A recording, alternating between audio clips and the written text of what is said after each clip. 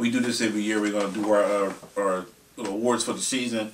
And of course, we're going to start off with MVP. We're just going to run through these real quick. Who you got? Who would you guys choose as the MVP? You know, of course, the obvious candidates: Tom Brady, Michael Vick. That's it, really. Maybe you might want to throw Matt Ryan in there. Yeah. Maybe Michael Turner. Who's your MVP? Yeah, right now, I mean, Michael Vick's my favorite player, but I got to go with. I think Tom Brady will win the MVP. Well, I mean, don't go by who you think will win. Who you think will win? Who do you think should win? Well, I think I would like to see Michael Vick win, but I think Tom Brady deserves it because you know, they had to make a change. You know, through this, you know, beginning part of the season, Randy Moss letting him go, so they had a bunch of midgets running around. They had to make adjustments to the offense. He was able to do that on the fly and led them to the best record in the NFL.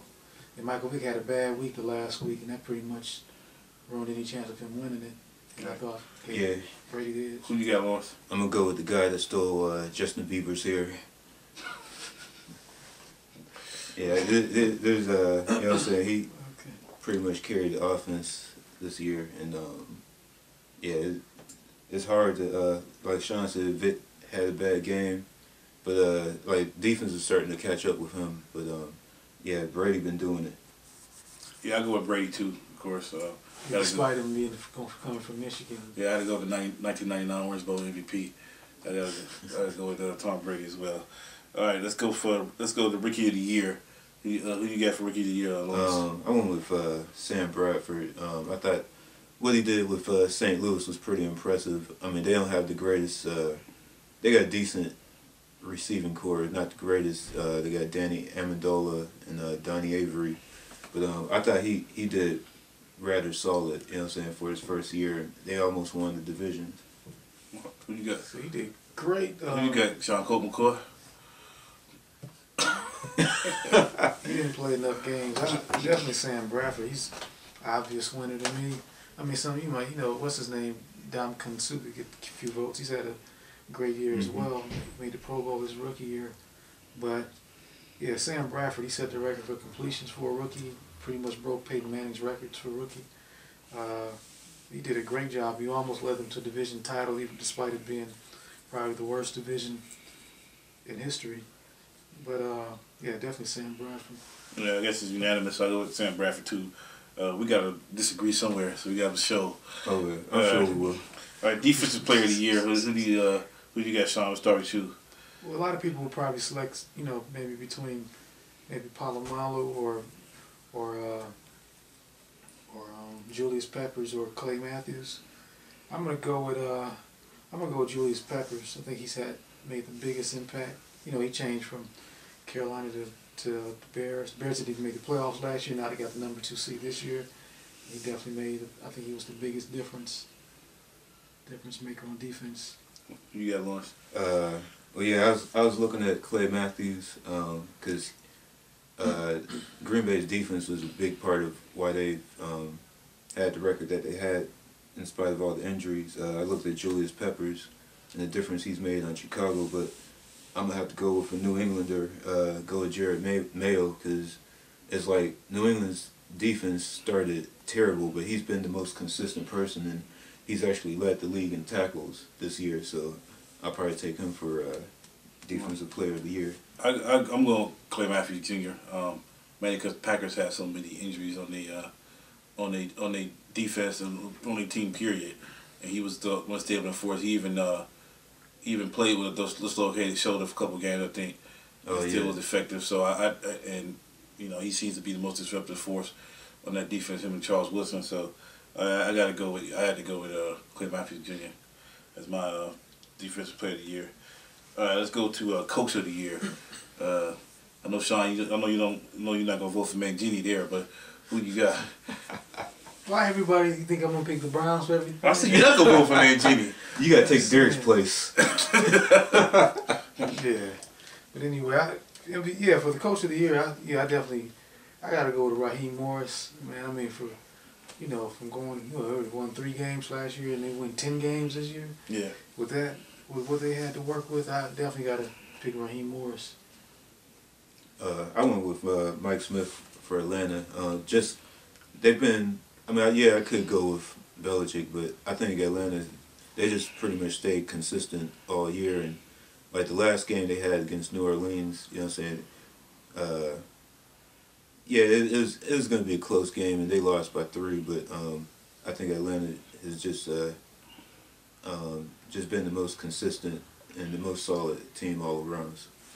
Yeah, I went with Raheem Morris too. I thought about Tom Cabo and Haley as well. I thought both of them. What about John Fox? I thought both of them had good years, but I went with Raheem Morris. I mean, to take a team like Tampa Bay, not only 3-10, but only 3 wins last year, but it's a team that through their history, when they start losing, they just keep losing.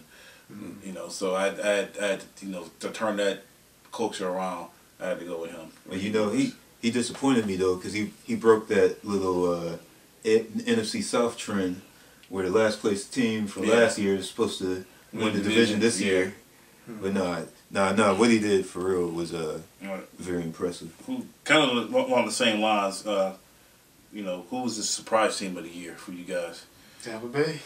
Tampa Bay? Yeah. I thought about Tampa Bay, but I picked Kansas City though, because I really wasn't expecting them to rise up. Yeah, I went Tampa Bay as well too. I thought Kansas City would be better, but I didn't think they would be that good either. Oakland was another team I thought. Well, I guess everybody kind of saw Oakland rising up, and even with Kansas City, they had those 2 coordinators. People definitely expect them to be better. Not necessarily winning division, but they definitely expect them to be maybe around 500 or close to it. Yeah, I went with Tampa Bay. I also even thought about New England because coming into the year, I thought they were a playoff team, but I didn't think they were like 14-2 team. Mm-hmm. Yeah, I didn't think they were a especially dominant without team. Randy Moss. Well, even before the season with Randy Moss, I didn't see that. But I went with Tampa Bay as well. What about most disappointing team? That's an easy call. The Bengals. The Bungles. Oh yeah, won the division last year. Terrell Owens and Chad Ochocinco got their own. They were undefeated in the division last year. Yeah. Tiocho didn't work. Yeah. What about you, Lawrence? Well, Sean just reminded me about the Bengals, but also, my squad, of course, I didn't expect Alex Smith to take them too far. But I also thought about Dallas. Everything was, but I kind of saw that as a trap. You know what I'm saying? With the Super Bowl being in Dallas and everything was pretty much laid out for them. But the way we talked about Wade Phillips forever, and I think everything just probably came to fruition. Yeah, that day's mine, Dallas. Even with Wade Phillips, I still thought they'd make the playoffs. Like I said, I never thought they'd win anything with him as coach. But I thought they'd make the playoffs, and then all the talent they got. Every time Terrell Owens goes somewhere, he'll turn into a disaster. So you kind of saw that coming. So I wasn't thinking about Cincinnati. What about Minnesota? Yeah, Minnesota's another possibility too. I went with Dallas.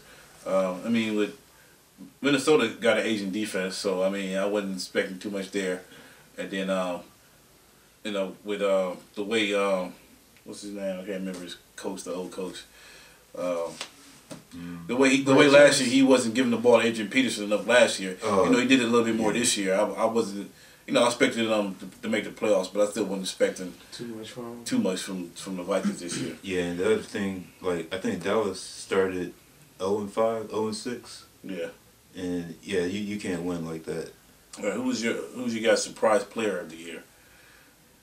Well, I picked Michael Vick, just because you thought after they traded McNabb, you thought that Cobb, Cole, you thought he was going to be a starter, and Andy Reid was going back and forth, but Vick, he left no doubt in anyone's mind that he was the better quarterback, and even came close to being labeled an MVP. So Michael Vick. You got Sean? Say Round Mexico. Round Mexico is the surprise player of the year, even though I'm starting to waver on him because he talking about he wants a dog now. I don't know about that. But anyway, yeah, Michael Vick definitely is the surprise player because he didn't expect him. What you gonna get dogs? You gonna tell everybody? Man, no, get out of here. No, I'm sorry. Right. But actually, my surprise player is LeBron. I went Peyton Hillis. Because I thought about Vic too, but I also thought about how Andy Reid always seems to do well with quarterbacks, and Vic did have a little bit of time last year when he came back. So I mean, I'm surprised he's doing that well, but I'm not totally surprised. So mine is Peyton Hillis because he wasn't even on the radar.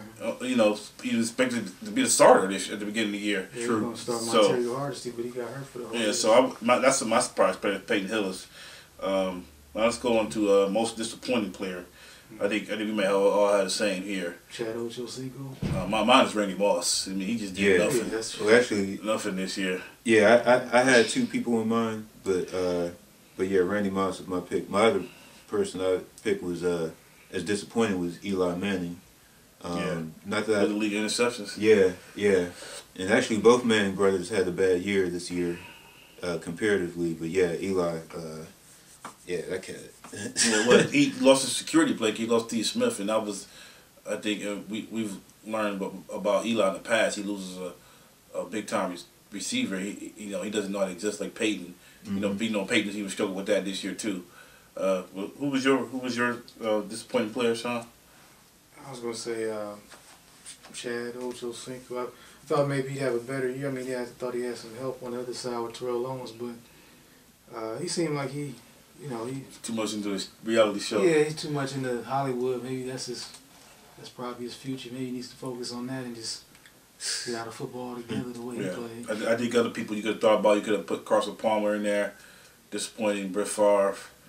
Trying to think of what else you could throw in there. What about maybe Alex Smith or something? I mean, they were expecting to win the division. They thought they would get big things. I expected him to win the division, but I wasn't expecting much out of him. Yeah, I mean, I thought they still win it despite him. Yeah, I still thought they would win it. All right. Well, that's it for our awards so far. When we come back, we'll take a quick break, and we're gonna talk about the coaching carousel a little bit. A lot of coaches have been fired already. Some surprisingly, actually a lot of them have been kept, which is a surprise to me as well. So we're gonna discuss that for a little bit, and then but we're gonna take a quick break, and we'll get into that when we come back.